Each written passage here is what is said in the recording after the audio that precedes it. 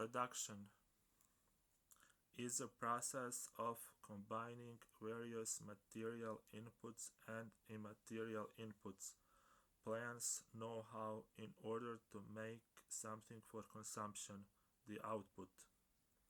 It is the act of creating output, a good or service which has value and contributes to the utility of individuals.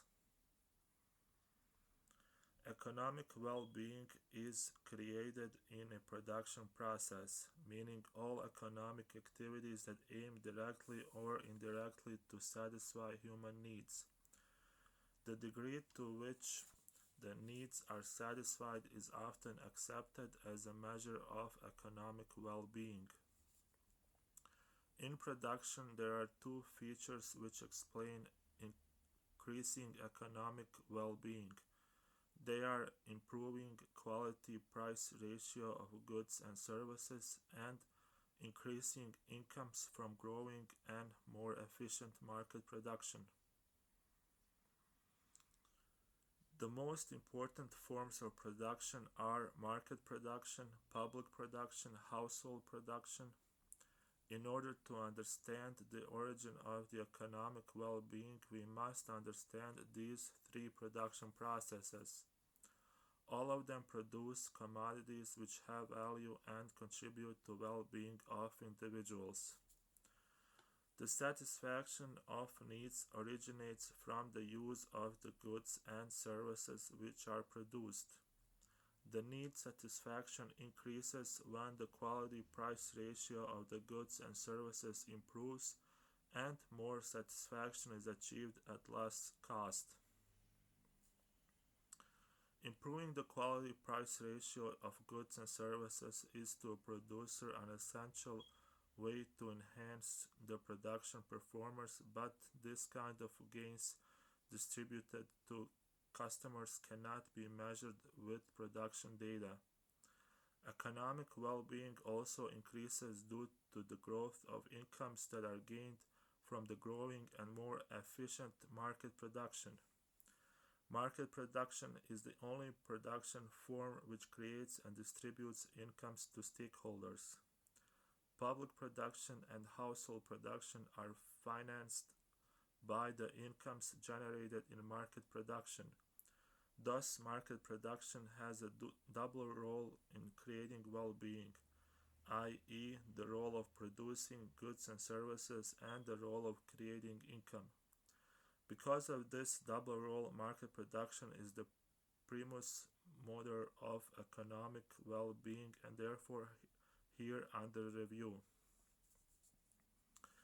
as a source of economic well-being.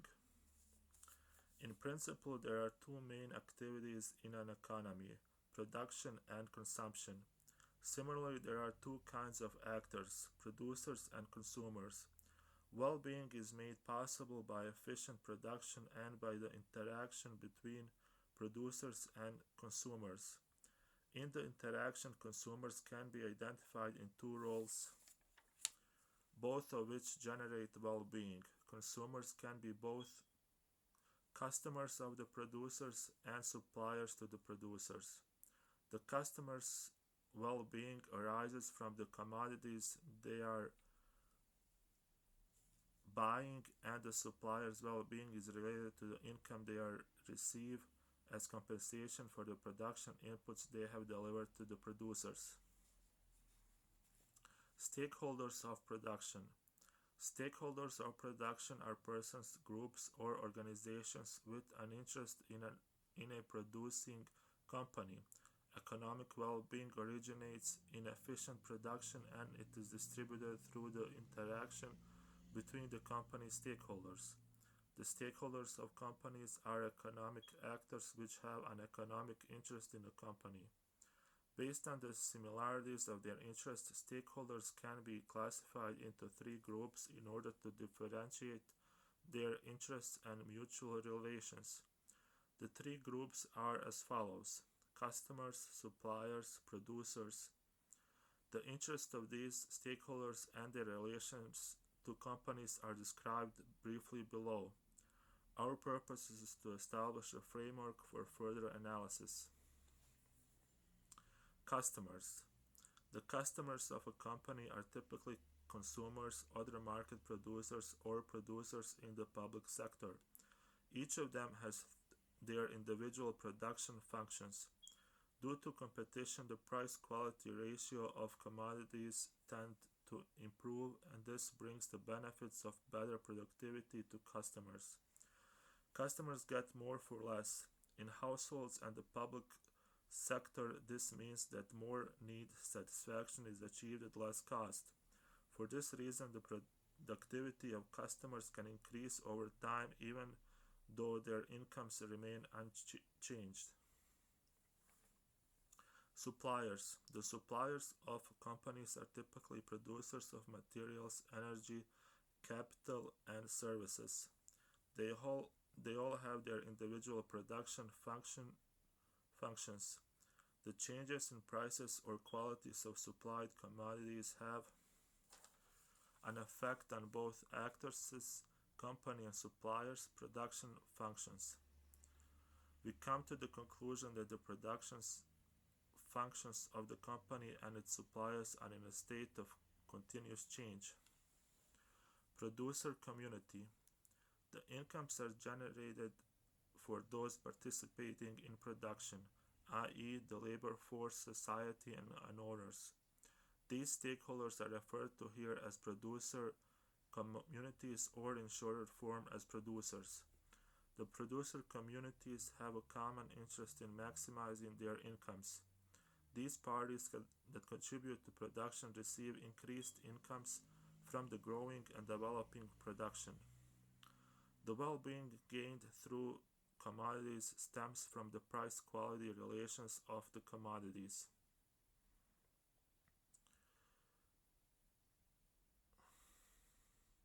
Due to competition and development in the market, the price-quality relations of commodities tend to improve over time. Typically, the quality of a commodity goes up and the price goes down over time. This development favorably affects the production functions of customers. Customers get more for less. Consumer customers get more satisfaction at less cost. This type of well-being generation can only partially be calculated from the production data. The situation is presented in this study. The producer community, labor force, society, and owners earns income as compensation for the inputs they have delivered to the production. When the production grows and becomes more efficient, the income tends to increase. In production, this brings about an increased ability to pay salaries, taxes, and profits.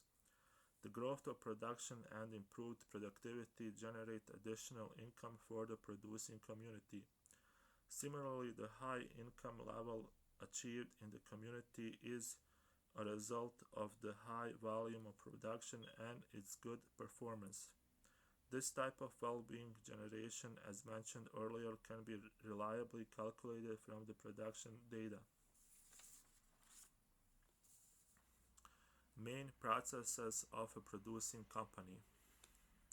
A producing company can be divided into sub-processes in different ways, yet the following five are identified as main processes, each with a logic, objectives, theory, and key figures of its own. It is important to examine each of them individually yet as a part of the whole in order to be able to measure and understand them. The main processes of a company are as follows: real process, income distribution process, production process, monetary process, market value process. Production output is created in the real process. Gains of production are distributed in the income distribution process, and these two processes constitute the production process. The production process and its sub-processes, the real process and income distribution process, occur simultaneously, and only the production process is identifiable and measurable by the traditional accounting practices. The real process and income distribution process can be identified and measured by extract calculation, and this is why they need to be analyzed separately in order to understand the logic of production and its performance. Real process generates the production output from input, and it can be described by means of the production function. It refers to a series of events in production in which production inputs of different quality and quantity are combined into products of different quality and quantity. Products can be physical goods, immaterial services, and most often combinations of both. The characteristics created into the product by the producer imply surplus value to the consumer, and on the basis of the market price, this value is shared by the consumer and the producer in the marketplace. This is an effect on both actors.